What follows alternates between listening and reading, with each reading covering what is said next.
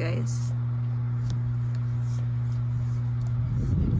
Having a little bit of a moment, and it's not Sarah related.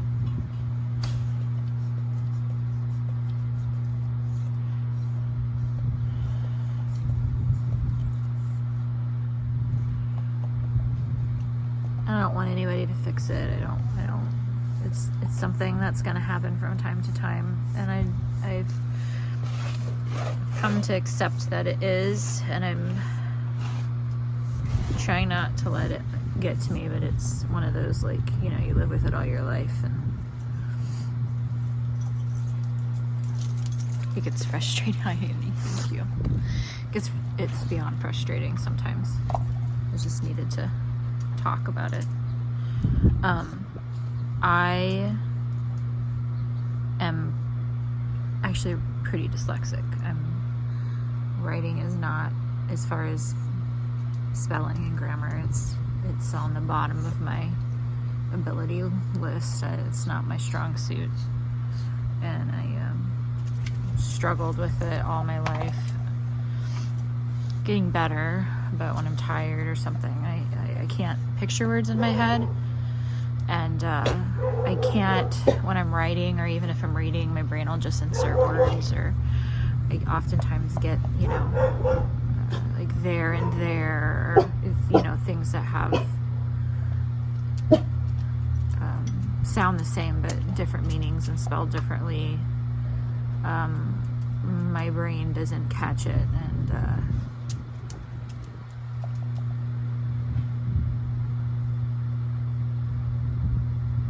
it's honestly one of the things that kept me from doing what I really love for a really long time.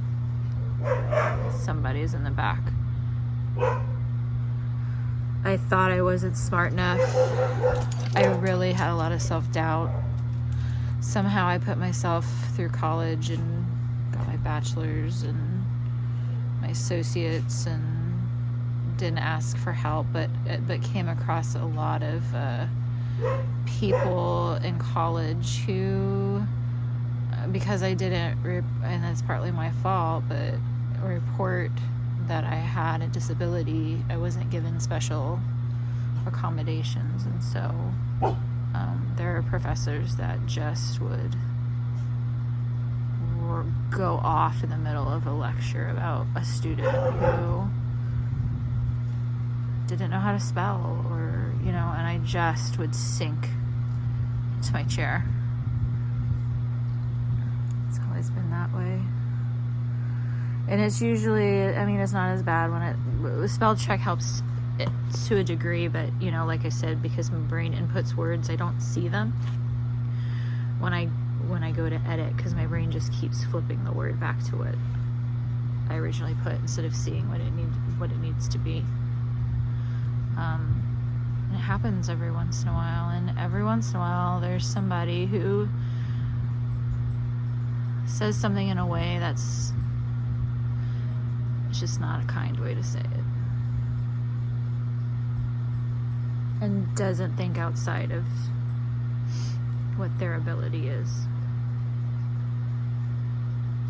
And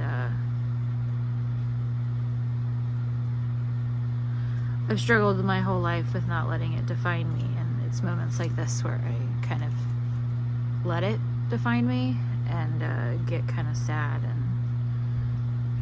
but I have to work really hard to accept that part of myself. It's always work. It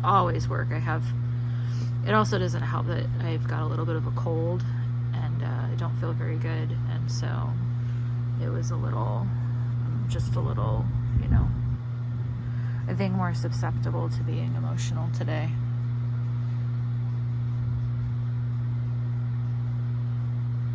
And I don't want to rely, my husband's always like, I can edit for you.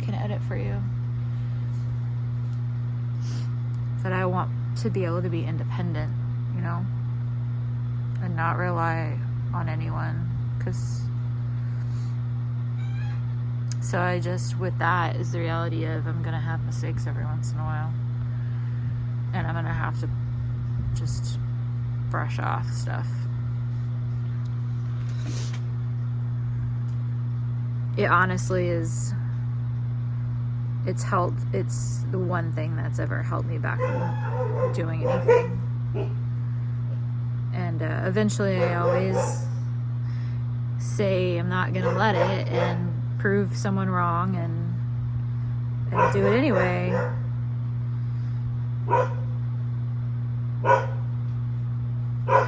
So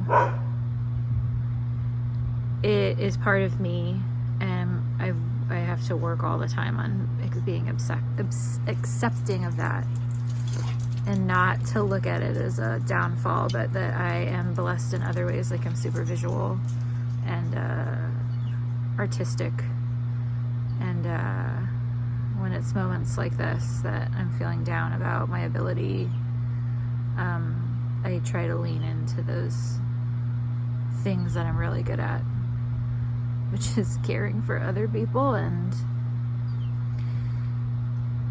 helping people with their pain and being creative. That's who I am. All you dyslexic people, I'm sure you know what I'm talking about, or anyone with a disability. Find your strengths and lean into them, because they are gifts. I feel like it's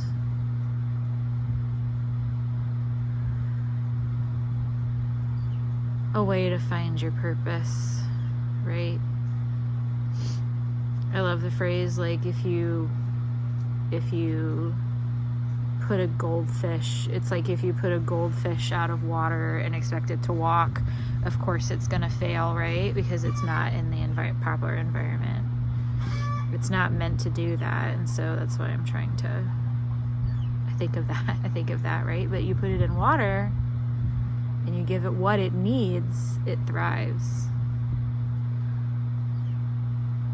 And it knows where it belongs. So